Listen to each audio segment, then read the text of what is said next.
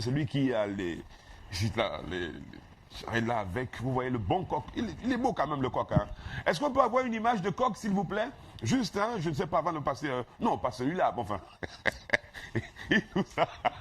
Ils ont envoyé l'homme face à la vérité. On voulait l'autre coq. Bon, enfin. Celui-ci, vous le connaissez bien. C'est un grand coq. Coq. Bonjour tous. Bonjour Jason. Tous face à la vérité. Merci beaucoup d'avoir accepté l'invitation. Avec plaisir. Voilà. Et vous répondrez en anglais ou en français comme vous voudrez. Mais moi, je poserai les questions en français. Okay. Si vous voulez, vous répondez en anglais. Hein. C'est comme vous voulez. Si vous voulez répondre, vous répondez. C'est comme vous voulez de toute manière. Clétus, comment est-ce qu'on peut présenter Clétus? Animateur, producteur, artiste? Qui est Clétus? Clétus, c'est un jeune Camerounais qui est né dans le sud-ouest, qui est originaire du nord-ouest du Cameroun, tout simplement. Et Clétus, c'est un homme de médias tout court. Un homme de médias tout court? Oui. Combien d'années de carrière, Clétus, déjà? Aujourd'hui, ça fait 23 ans. 23 ans, oui. 98, 2021, ça va faire 23 ans. Donc, Clétus, on va dire homme de médias, tout simplement. Oui. Homme de médias. Et quand on entend homme de médias, Clétus voit quoi dans homme de médias? J'aimais journalisme, j'aimais animateur, j'aimais humoriste, j'aimais producteur de contenu. Alors, Clétus, vous avez commencé comme humoriste Non, je n'ai pas commencé pas comme humoriste. C'est au milieu, hein, il faut le dire qu'on a commencé à la CRTV dans l'émission Morning Safari. C'était Joe Kelemewano qui animait cette émission. Il venait juste d'arriver du Cameroun, du Nigeria. On avait créé cette nouvelle matinale sur le poste national. Et j'ai participé beaucoup dans une rubrique animée Peter Isoka à l'époque, Reflection. Et il faut le dire, Jason, à peu près 80% des réflexions étaient envoyées par moi. Parfois, j'étais à Ekona, à Boya ou à Yaoundé, à BMAC. À quelle période? Nous sommes en 97. En 97, oui. D'accord. Et à chaque fois, il citait mon nom à l'antenne. Et il se trouve qu'à un moment donné de ma vie, je me retrouve à Yaoundé. Je ne vais pas trop parler des études, mais bon, bref. Non, oui, ça dit que... Je me suis retrouvé à Yaoundé. Voilà, que tu parles du sud-ouest. Du sud-ouest pour Yaoundé. Vous ne voulez même pas arrêter un peu à Douala? À Douala, de temps en temps, oui. Je venais à Douala 94, 96, parce que mon oncle habitait non loin du quartier Sikakao. Donc je venais à Douala aussi. C'était pourquoi le rond-point la gare routière était au niveau du rond-point. Exactement. Pourquoi le choix de Yaoundé donc à cette époque-là? À cette époque, moi, je suis tombé amoureux de la langue française. Je disais à mon père, moi, je veux m'exprimer en français. Et il me semble qu'à l'époque, à l'école primaire, on avait un enseignant en anglais, en français, et j'étais un des meilleurs élèves en français. Voilà. Donc, du coup, ça m'a plu. Je me suis dit, OK, en allant à Yaoundé, je veux me frotter aux gens pour finir mon français et tout ça. Je suis allé à Yaoundé.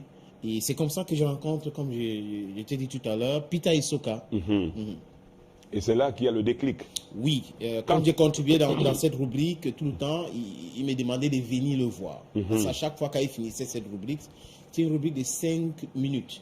Et les histoires qu'il racontait, c'est moi qui envoyais la plupart du temps. Et il m'a demandé de venir un jour. Disons, je suis arrivé là-bas à 5 heures du matin. 5 heures du matin, je suis parti de BMAC à pied pour Loncat. Je précise. Oui. Parce que l'argent, à l'époque, c'était très utile pour moi. Payer le taxi à 300 pour arriver à Loncat, ça pouvait me servir à manger les beignets à Bonamoussadi. Et donc, il faut que tu as préféré donc frapper. Aller à pied, oui. Comment dire, frapper à pied pour arriver. Donc, et le rendez-vous a été concluant? Concluant, je suis arrivé tout de suite. Peter Isoka m'a mis à l'antenne, Joe Kelemewano. Après, Peter Isoka m'a dit, mais attends, pourquoi est-ce que tu es très amer? Qu'est-ce qui se passe-t-il à ton jeune âge? Parce qu'à l'époque, je critiquais tout. J'étais vraiment critique de la société camerounaise et tout. Il me pose ça, mais toi, tu es jeune, à peine 20 ans, à peine 20 ans. C'est quoi le problème? Pourquoi cet esprit rebelle à cette époque-là, Clétus? Si je peux me permettre, c'était pas un esprit rebelle? Oui, on peut dire ça comme ça. J'aime pas l'injustice. Depuis tout petit, j'ai grandi avec mon père qui me racontait des choses. Mon papa était un peu éveillé, témoin de Jéhovah. Il n'aimait pas de menteur à côté de lui. Donc j'ai grandi avec lui. Lui, il m'a inculqué tout cela. Et, il me racontait des choses. Dans l'histoire du Cameroun, l'histoire de notre village, du monde et tout. Et ça me révoltait à chaque fois. Et justement, la révolte de cette époque-là, c'était axé sur quoi? C'était axé sur l'injustice. Parce que ça n'a pas commencé aujourd'hui. Quelle injustice? Laquelle précisément? la corruption, les gens ne pouvaient pas avancer parce que le tribalisme, ça existe depuis. Le favoritisme, toutes ces choses-là existaient. On reléguait la méritocratie en deuxième plan. Et moi, j'observais. Il y a des grands frères qui souffraient de cela et moi, je voyais. Donc, moi, ça méritait. Je suis allé jusqu'à écrire en 99, quand Transparency International a dit, selon leur classement, qu'on était premier au monde dans l'indice de corruption. J'ai écrit un bouquin et j'ai demandé de l'aide au commissaire de Grande-Bretagne au Cameroun et aux États-Unis. Ils m'ont dit à l'époque, Jason Yaoundé, que non, ils n'ont pas l'argent pour financer de tels projets et c'est resté dans les tiroirs jusqu'à aujourd'hui. D'accord. On va revenir tout à l'heure sur l'injustice. Mais il faut savoir, Clétous, que beaucoup de Camerounais découvrent Clétous à l'écran, même si moi je sais que Clétous est un homme de médias, comme vous le disiez. Vous avez commencé par la radio, j'ai longtemps écouté à la radio. Oui. Mais en vous découvrant donc à la télévision, on a l'impression que c'est le premier pas, alors que là, ce n'est que peut-être le couronnement de ce que vous faisiez depuis. Exactement, tour à tour, Jason. J'ai fait. Vous arrivez à l'écran, à la télévision comment? On a fait la CRTV, poste national. Après, je suis arrivé à Douala pour faire FM 105 à Douala, où on animait l'émission IDI avec Trisha Robin, Snowcell, Anno et Bier. De là, je suis parti à la télévision Equinox, la radio Equinox à l'époque, et on a travaillé de 2002 jusqu'à 2005. Nous étions les pionniers de cette radio, et tu animais ailleurs. Oui, tout à fait. Après, je t'écoutais aussi sur LTM, tu es parti de la Côte d'Ivoire, pour la petite histoire. Donc, je te dis qu'on se connaît un peu. Oui, ça fait longtemps quand même. Bien sûr. Et c'est en 2007. En 2007, le 17 novembre 2007, qu'on arrive à la télé. On arrive à la télé et c'est sur Canada International. On arrive à la télé, Clétous arrive à la télé avec son compère, avec Chop Chop. Oui, on a donc vu l'émulation, on a vu justement cette production dominicale, parce que c'était tous les dimanches, mais aussi en matinée dans l'émission à la radio Jambo. Jambo, dans 10h, 12h, tous les jours, aux côtés de Chop. À un moment donné, vous vous êtes senti incorporé à l'image de Chop ou bien vous avez voulu vous décaler? Qu'est-ce qui s'est passé pour que l'homme qui est en face à la vérité aujourd'hui décale et se retrouve dans une production personnelle? Il faut dire depuis 2012, j'étais pas en esprit dans ce projet. 2012. Vous n'étiez pas en esprit dans le projet? Oui, en esprit dans le projet parce qu'il y avait beaucoup de choses qui se passaient. Je lui ai fait part de ces choses-là. Je ne veux pas étaler ici, parce que ça concerne juste cette production. Mais c'est vrai qu'on est face à la vérité. Non, j'étais au niveau de la production de ce projet. Alors, je lui faisais pas des choses qui ne marchaient pas, les choses qu'il fallait améliorer. Des choses, entre autres, qui vous révoltaient concernant le travail.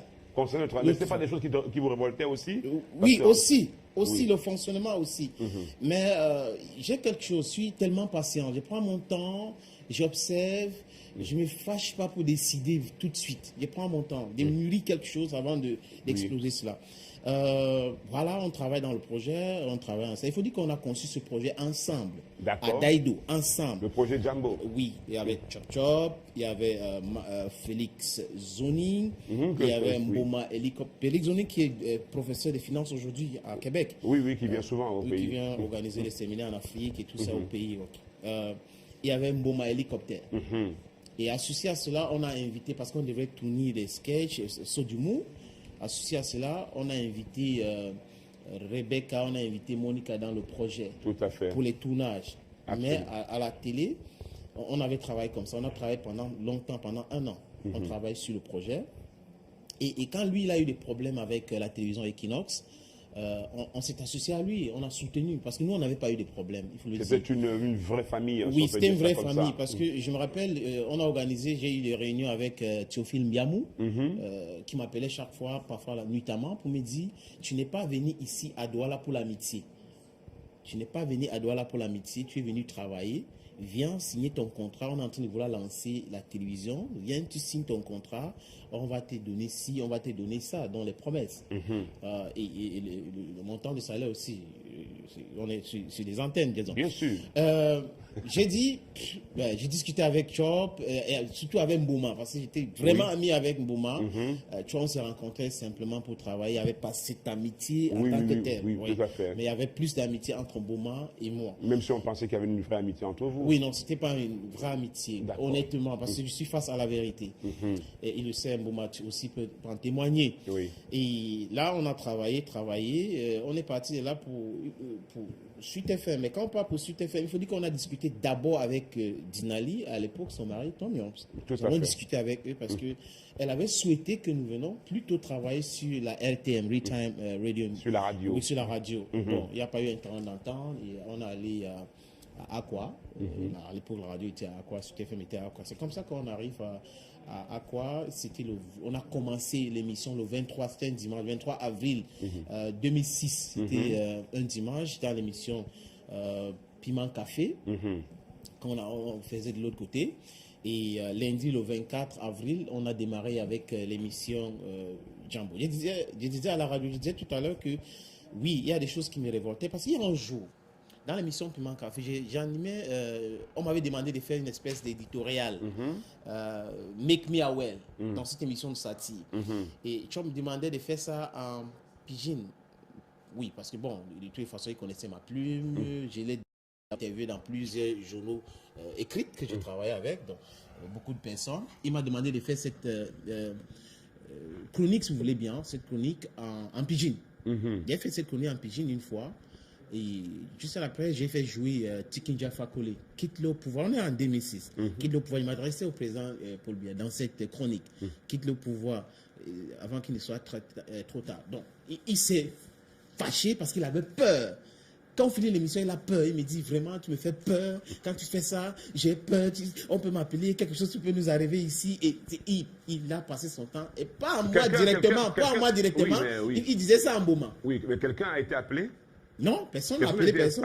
Non, parce que nous sommes comme ça au Cameroun. Voilà. C'est-à-dire qu'on a peur pour rien. C'est-à-dire que les gens, on demande aux gens de ne pas aller dans le maquis pour s'exprimer. Oui. Et quelqu'un s'exprime sans insulter, juste son opinion. Après, l'autre a peur qu'on va l'appeler. À partir de cet instant, justement, où il y a une peur qui s'installe autour, justement, de vos collaborateurs et autres, comment l'ambiance, l'atmosphère devient? Non, c'était bonne enfance. Après, on est passé sur autre chose. Parce qu'il connaissait, il animait une émission de débat, il connaissait mon point de vue, mes différentes positions à chaque fois que j'appelais. Donc, du coup, il n'y avait pas de problème. Après, on a commencé tranquillement. Mais j'ai commencé à me méfier de cette façon de penser, de cette façon de faire. C'est-à-dire que où on est en train de faire un travail, on fait bien, ou on ne fait pas. Si on veut être de gauche, on part de gauche, on peut être libéral. Est-ce que on peut être de droite, il n'y a pas de problème. Est-ce que vous avez attendu que vous soyez sorti de la famille pour mettre votre projet en place, ou bien pendant que vous étiez ensemble, vous pensiez déjà à Bantou, par exemple? Non, Bantou existe depuis 11 ans. Nous étions toujours ensemble quand j'animais cette émission à la radio. Bantou tour à tour a reçu Joshua aussi, Kawala, Awas Talon, que tu connais bien de la Côte d'Ivoire à l'époque de la crise post-électorale. Bantou, à l'époque à la radio, est passé à 20h30. À 20h30, on a pris Dr Mokto Motamo à l'époque quand Michael Jackson venait de mourir pour analyser ce sujet-là. On a pris John Fundi. Ils sont en train de regarder, c'est un fait. On a pris John Fundi. Et le jour où je prends John Fundi sur Bantou, c'est une émission comme Polémique aujourd'hui sur la télévision du monde. On a dit chaque vendredi. Oui. On a pris John Fundi. Juste une petite anecdote, Jason. Quand je prends John Fundi ce jour, j'appelle le chairman. Il dit j'ai envie de faire un sport pour annoncer ton émission. Le chairman me dit ok, tu veux que je fasse quoi? Il dit mais on voice où tu dis tu seras sur Bantou face à Clétus. Il a envoyé le message, il a envoyé le voice, il me dit ok, appelle-moi comme ça, tu enregistres, je parle, tu enregistres, tu mets le haut-parleur, tu enregistres. On a enregistré. Emmanuel Tchatchou, le président du groupe, m'appelle dans son bureau. Il me dit mais tu invites Fundi chez moi et tu ne me dis pas vraiment je devais préparer la nourriture, préparer la boisson, comment l'accueillir et tout ça. Après je lui ai dit non monsieur le président, le chairman John Fundi serait plutôt au téléphone depuis Tarikon à Bamenda. Donc on a fait l'interview au téléphone. Et ces jours, cette émission, j'animais ça avec Bouma Hélicoptère. Il était rubricaire dans cette émission. Vous voyez qu'on a toujours travaillé ensemble.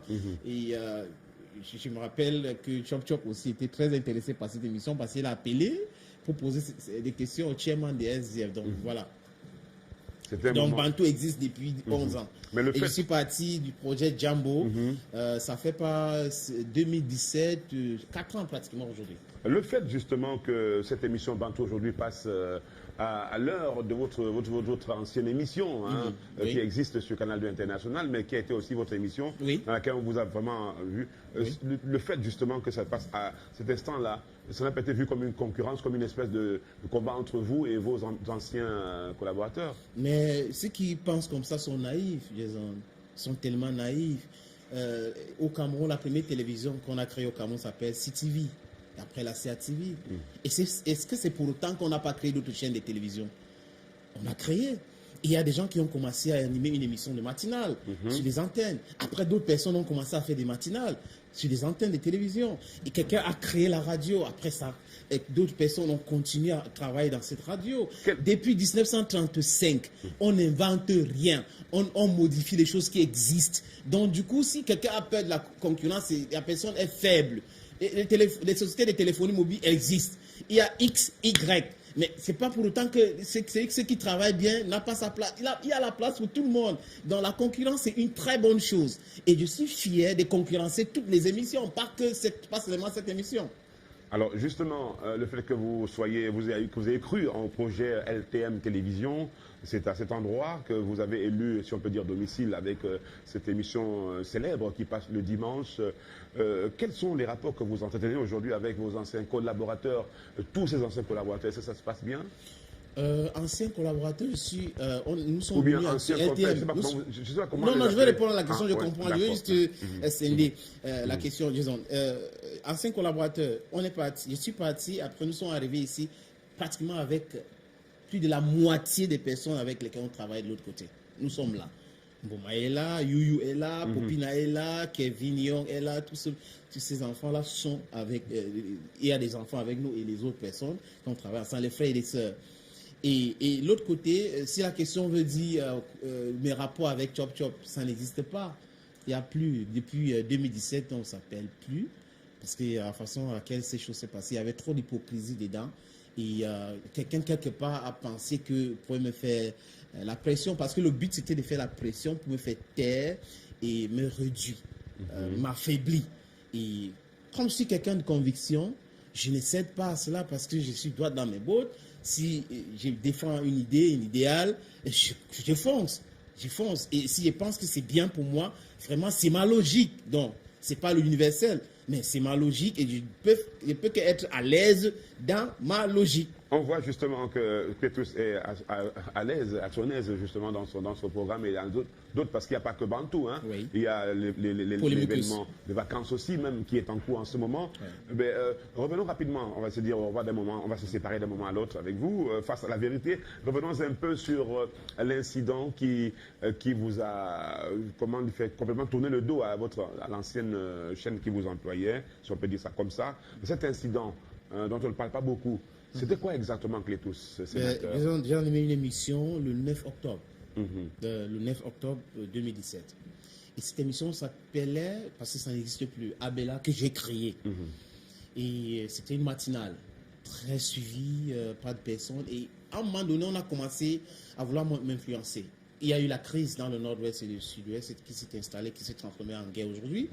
Et le propriétaire de la chaîne est venu me voir un jour en me disant d'aller à l'antenne comme on me suit beaucoup pour dire non, c'est bon, la crise c'est terminé, il y aura la rentrée scolaire. Je lui ai dit que mais attends, vous ne pouvez pas transformer un reporter en un supporter, c'est pas mon travail, je ne peux pas faire cela. Et j'ai dit ça dans ses bureaux. Il me dit si c'est ton événement Holidays, tu vas faire des trucs, tu vas aller chercher. Dans le bureau de. Oui, M. Tchatchoué, je le cite. J'ai dit non, je ne peux pas dire ça, je ne peux pas dire ça. Si tu veux, envoie quelqu'un du parti au pouvoir ou quelqu'un qui soutient le gouvernement ou le système de venir dans cette émission. Je veux faire une interview, la personne va parler, c'est pas moi qui va le faire. Sa femme est venue le lendemain me voir pour me dire que mais attends, pourquoi on te demande de faire un truc comme ça, tu ne veux pas faire? J'ai dit à ça, j'ai présenté les faits à sa femme et elle est sortie de là en me disant que non, tu as raison. C'était pas mon travail. Donc après, il y a eu des pièges, on tendait des pièges. Ça se passe dans le 9. C'était un lundi, le 9 octobre, disons. J'ai viens à l'antenne, j'ai animé une émission. Mais avant cela, 2 semaines après, il y a eu un problème où la rédaction de la chaîne en question était gérée sur WhatsApp. Et je me suis opposé parce que quand je suis quelque part, mon but, c'est que ça marche bien pour tout le monde, que ça marche fort. Et j'ai regardé le journal, ça souffrait déjà. Et je suis allé dans l'émission Piment Café, que je faisais chaque dimanche, qu'il il adorait. Il parle de Tchatchu Emmanuel, monsieur Tchatchu Emmanuel. J'ai dit qu'on n'a jamais vu ça dans le monde. Même WhatsApp est crié aux États-Unis. Mais CNN, il y a le travail que la rédaction fait au préalable. On discute sur les sujets, l'angle pour traiter tel ou tel sujet, c'est quand on est en face. Et il a organisé une réunion, il m'a dit que si je ne retire pas, il va couper la branche sur laquelle je suis assis. Je lui ai dit que je ne suis pas assis sur une branche qu'il faut couper. Là, il n'était pas salarié, il faut le dire. Il n'était pas salarié là-bas. Il était collaborateur externe dans le projet. Donc, tu n'étais pas salarié à Canada, je n'ai jamais été salarié là-bas. Tu vivais de quoi? Mes productions. Non, pas de gombo. Je ne suis pas fort dans ça, Jason. Que tu n'es pas un gombiste? Non, du tout. Je suis dans les projets. D'accord. Depuis, on se connaît bien. Je suis dans les projets. Ce n'est pas fait holidays, j'organise des spectacles. Ce n'est pas fait Econa Festival. Je voyage avec des artistes que je manageais. Voilà comment je vivais. Et dans d'autres projets. Grâce à vous aussi, on a découvert pas mal d'artistes nigérians. Hein, il faut le dire. Exactement. Des matins, vous les avez amenés souvent sur. Oui, Flavor, Whisky. Tout à fait. On a encore des photos, souvenez-vous. Mais pour revenir justement. Oui, donc, je voulais juste rapidement finir avec cette histoire parce que c'est très important la question que tu m'as posée. On a organisé cette réunion avec Eric Fotso, avec Abel Fotso, avec Lonkyo qui était DRH et lui-même. J'étais là. Et Lonkyo me dit non, demande pardon, non, on avance. J'ai dit à monsieur Lonkyo, c'est le DRH. Le directeur de ressources humaines de l'époque. Oui, de l'époque. Je lui ai dit, en lui regardant en face, qu'il faut appeler à dire la vérité à M. Tchatchu si vous aimez son projet. Dites-lui la vérité si vous aimez son projet. Et moi, je ne peux pas demander pardon parce que j'ai dit la vérité et il faut que ça avance. Et la preuve, c'est que le lendemain, on a annulé la conférence de rédaction qu'on organisait sur WhatsApp. On avait annulé, et il a annulé et on a commencé à avancer. Et il me posait des questions sur l'avancement de certains projets. Quand il y avait un problème, il me demandait, vraiment, je veux ton avis, dis-moi brutalement. Vraiment, c'est ça qui m'intéresse. Et je le disais brutalement, c'est ce que j'ai fait. Si tu me poses la question pour dire la vérité, je vais te dire la vérité parce que je suis face à la vérité. Et c'était comme ça. C'est brutalement. Non, il faut pas faire plaisir aux gens pour leur dire la vérité. Okay. Il ne faut pas contourner. Si j'ai à te dire quelque chose là, disons, je vais te dire brutalement. Tu peux t'énerver, c'est bien, c'est bon, mais je suis parti chez moi, elle veut dormir chez moi, elle ne veut pas attendre une bière de ta part. Donc, le 9, ça se passe comment? J'anime cette émission, il y avait des rubriques.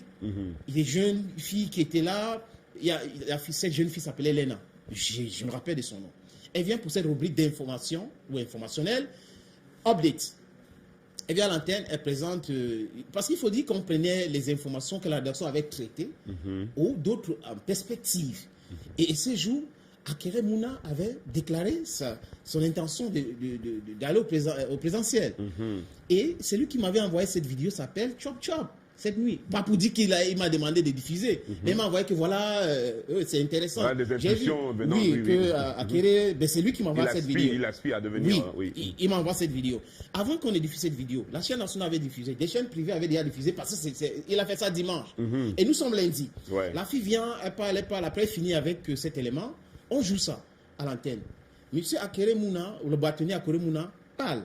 Quand il finit, c'était il disait il a ses intentions pour aller au présidentiel, gagner l'élection présidentielle, pour changer le Cameroun et présenter sa candidature, tout simplement. Et après cette émission, et c'était du no comment. On n'a pas commenté en disant que voilà le nouveau président, c'était pas notre travail. C'est juste une intention. Oui, c'est pas notre travail, donc on a donné juste l'information. Et après, quand j'ai fini l'antenne, ici, à Bonapriso, quelqu'un m'appelle, un monsieur m'appelle, il me dit, on a dit qu'il ne faut pas venir ici, vraiment, tu es suspendu d'antenne pour l'instant. Il dit, j'appelle Abel Fotso, il lui dit, il dit, non, je ne suis pas au courant. J'appelle Eric me dit qu'il ne suis pas au courant.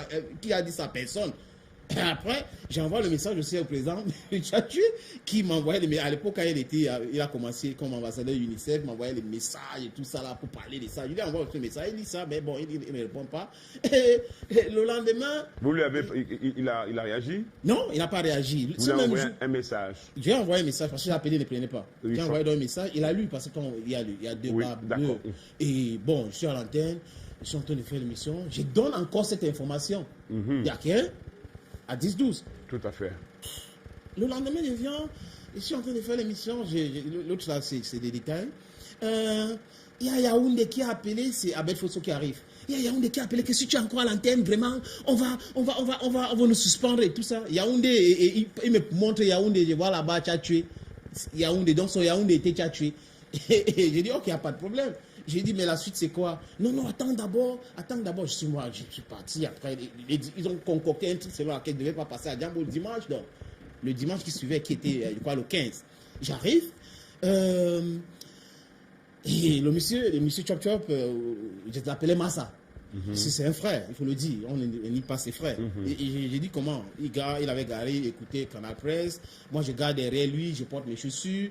Je lui ai dit, je suis en train de monter pour aller pour le maquillage. Il dit, ok, il n'y a pas de problème, je suis en train d'écouter. Mais voilà l'hypocrisie. Je monte, je vois Lil Pidjou qui me dit, ton clé, parce qu'elle m'appelle tonton.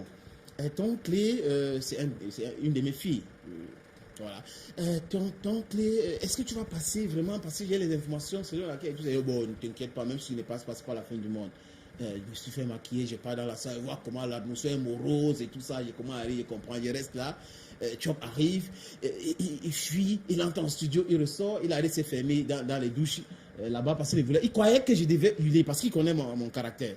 Il croyait que je devais hurler. Le jeune Millet vient un bon moment, me dit, grand, vraiment, je vais te voir. Il commence à rire.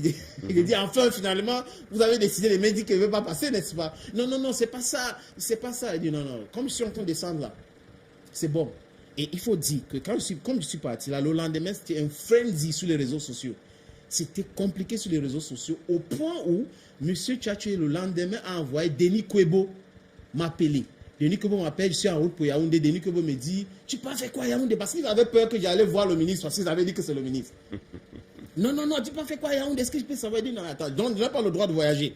Je suis moi parti à Yaoundé, j'allais voir mon avocat, j'ai discuté avec l'avocat, et encore, Denis Kwebo m'appelle le lendemain pour me dire, Monsieur Tchatché demande que tu veux combien pour arrêter cette histoire? Tu veux combien? Je dis, mais attends, il ne me doit pas, pourquoi est-ce qu'il me demande combien je veux? Je dis à Denis Kwebo, non, non, il ne me doit rien. Et il dit à Denis Kwebo, c'est ce que Denis Kwebo m'a dit. Denis Kwebo qui vous dit... oui, que Tchatché a demandé que je veux combien pour arrêter cette histoire. D'accord. J'ai dit non, je ne veux rien, il ne me doit pas, donc je n'entre pas dans les petits pièges pareils.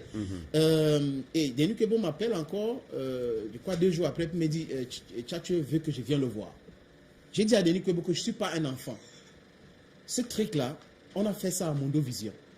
Et si il faut aller le voir, il faut une 3e personne. Donc toi, tu viens avec moi, on le voit. Je ne veux pas les histoires que je vais aller le voir. Après, quand il veut sortir de là, il y aura des histoires. Parce qu'il y a eu des histoires selon lesquelles il s'est mis à genoux devant moi, j'ai refusé de l'écouter. Non, c'est faux. C'est archi faux. Il te dit ça dans ton émission, c'est faux. Donc, il y a des personnes qui m'ont dit, il a organisé les réunions pour là-bas pour dire non, il m'a appelé, il a essayé de discuter avec moi, c'est faux et archi faux. Donc, on ne m'a jamais chassé de Canal 2. Je suis parti de moi-même. Il y a eu suspension. Après, je suis parti de moi-même parce que je voulais partir depuis 2012. Donc, voilà exactement les faits. Et Chop en question m'a envoyé beaucoup d'émissaires. Beaucoup de personnes me voient à la maison qui voulaient qu'on se voit pour commencer à travailler. Et vous n'avez pas voulu le rencontrer? rencontrer? J'ai dit non, je ne rencontre pas. Si on est frère et que tu m'as énervé ou je suis fâché contre toi, tu viens chez moi parce que tu connais le chez moi. Moi, je venais chez toi aussi. Donc, s'il y a un problème, tu n'envoies pas les gens de venir. S'il y a un problème avec toi, je vais venir vers toi directement. En tant qu'homme, on discute. Pas envoyer des gens se cacher. Après, quand on fait les interviews, on commence à dire ce sont ses opinions politiques. Quelle politique? Je ne suis pas dans un parti politique. Manifestement, on a eu peur de Clétous. On a pensé que Clétous c'était l'homme politique qui venait mettre un petit peu le désordre dans une espèce de manière de faire. Mais disons, c'est où les gens, où c'est la mauvaise foi, où ils ne comprennent bien ce qu'on appelle politique. Il y a 2 choses. Parce que si tu as des avis critiques, ça ne veut pas dire que tu es pro tel ou tel parti politique. Parce que tu peux toujours critiquer un parti d'opposition. La liberté de penser. La liberté de penser. Pourquoi ça doit gêner? Et en plus, je faisais des émissions de divertissement. Il n'y avait nulle part dans ces émissions de divertissement où je faisais de la politique. Sauf si tu me poses une question, comme tu es en train de poser, je vais te répondre. Donc, dans toutes ces émissions-là, c'était le divertissement. Liberté de penser et liberté d'expression. Il y avait une émission politique, je ne faisais pas une émission politique. Oui, et liberté d'expression en ce temps-là. Donc, c'est une situation qui a plutôt...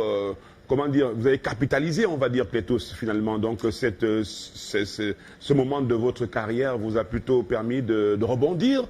C'est-à-dire, est-ce que c'est ça? Parce que ils sont revenus vers vous, vous n'avez pas cédé, vous ne vouliez plus faire marche arrière. Est-ce que cela vous a donné un plus dans le décollage, dans le nouveau décollage qu'on a vu par la suite? Je suis, Dieu merci, je suis quelqu'un qui aime travailler. beaucoup travaillé, je me donne, je ne me décourage pas.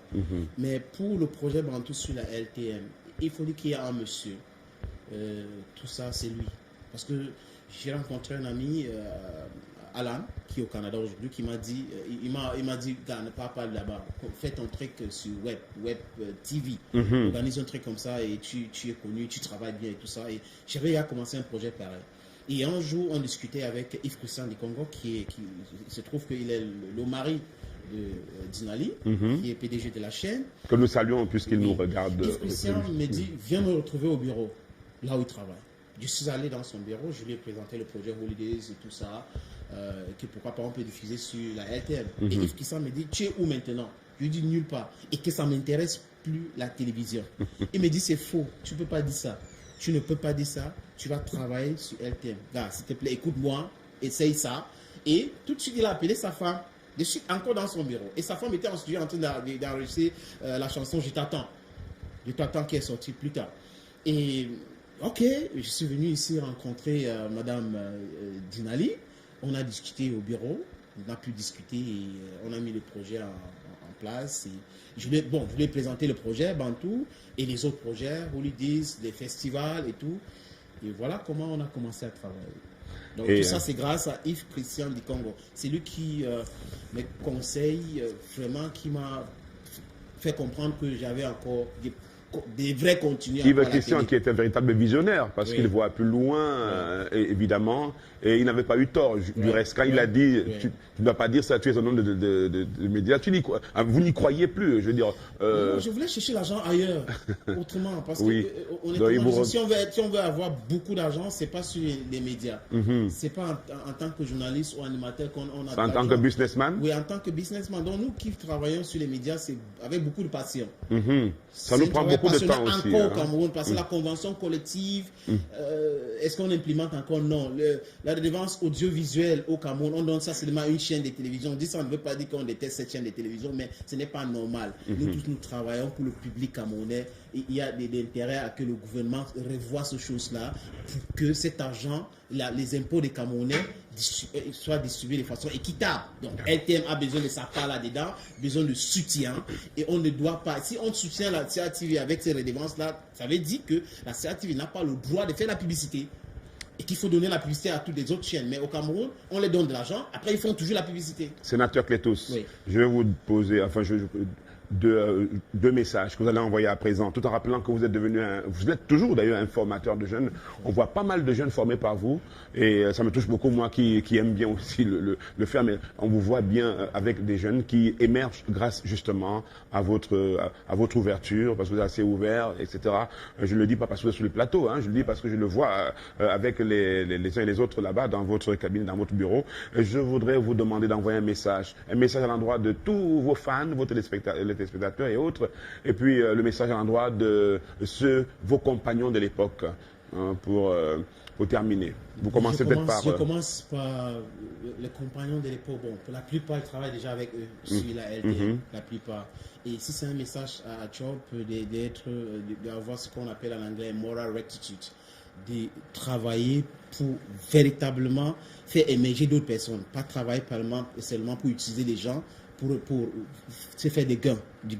Donc, travailler pour que si tu as une voiture, les autres aussi arrivent à être véhiculés. Si tu as une maison, que les autres arrivent aussi à passer au travail, à se construire une maison aussi. C'est le message que j'envoie à l'endroit d'Antoine Landry Lomogo, qui est Chop Chop, président Chop Chop. Donc, c'est le message. Je lui ai envoyé ce message dernièrement quand une chaîne de télévision est venue ici m'interviewer. Je lui ai dit ça directement, qu'il peut être plus honnête qu'aujourd'hui. C'est ce qu'il fait aujourd'hui. C'est bien beau de faire les motivations et autres, mais si on n'est pas soi-même motivé, très motivé, et qu'on ne dit pas certaines vérités, c'est du faux. Donc, du coup, je pense qu'il peut changer. C'est un être humain. Je lui souhaite bonne chance et qu'il change et qu'on évolue, parce que Charles Soir avait dit le plus difficile, c'est d'échanger. Mais quand on a fini d'échanger, on va faire profiter la société et tout le monde autour de nous. Maintenant, à l'endroit de ceux qui travaillent avec moi et ceux qui nous regardent chaque dimanche dans le projet Bantou, et pourquoi pas chaque vendredi soir dans le projet Polémicus, merci pour leur soutien. Parce que c'est grâce à eux aujourd'hui que Médiamétrie France, par rapport à ces derniers sondages qui est sorti, dit que Bantou les dimanches après-midi au Cameroun est passé numéro 1. Donc, au Cameroun, aujourd'hui, les dimanches après-midi, la plupart des Camerounais regardent RTM Télévision, comme aujourd'hui, ils sont en train de regarder Cocoricouri, grâce à cette arrivée mécatoriale formidable, disons donc. Nous sommes numéro 1 et aussi aux annonceurs. Faites-nous confiance, soutenez ce projet. C'est la première fois en Afrique qu'on voit une femme qui dirige une entreprise de presse. Il faut soutenir ces projets. Arrêtez de chercher à saboter le projet. Venez communiquer chez nous. C'est très important parce que c'est grâce à vous que nous vivons, qu'on peut vivre mieux. Et c'est grâce aux téléspectateurs que nous sommes devenus numéro 1. Voilà, c'était Face à la vérité, le sénateur Clétous, journaliste, animateur, producteur, je dirais... Humoriste. Il a beaucoup de... Il n'y a pas que ça, polygame aussi, quelque part. Je suis un polygame, devant l'éternel. La polygamie, c'est quelque chose qu'on ne discute pas avec moi, chez moi, parce que les gens, ils soutiennent leurs choses là, qu'il faut aller à gauche là. Et après, ils disent dans leur société, non, il faut la polygamie est interdite, c'est l'esclavage. Qu'est-ce qui est l'esclavage? C'est notre coutume, c'est notre tradition. La polygamie, moi, je suis un polygamie et j'encourage tout le monde, tous les jeunes, d'être polygames et les filles d'accepter la polygamie. Signé le sénateur Clétous, qui était face à la vérité. J'ai entendu une voix, je ne sais pas, ça ne vient pas du ciel, non, d'à côté, disant, tu bois quoi? Ça venait Je bois de l'eau. Clétous, merci pour tout. On vous laisse repartir vers ces jeunes qui vous attendent et pour préparer donc cette saison estivale avec l'ambiance sur le plateau de télévision. Ça se passe au Dreams tous les mardis. Voilà, tous les mardis. Merci encore Clétous. You're welcome, Jason. Sénateur, merci pour tout. C'est plaisir. Voilà, c'était donc notre sénateur Clétous qui répondait face à la vérité et ça a été un moment de partage inédit sur la télévision du monde LTM. On est content parce que la suite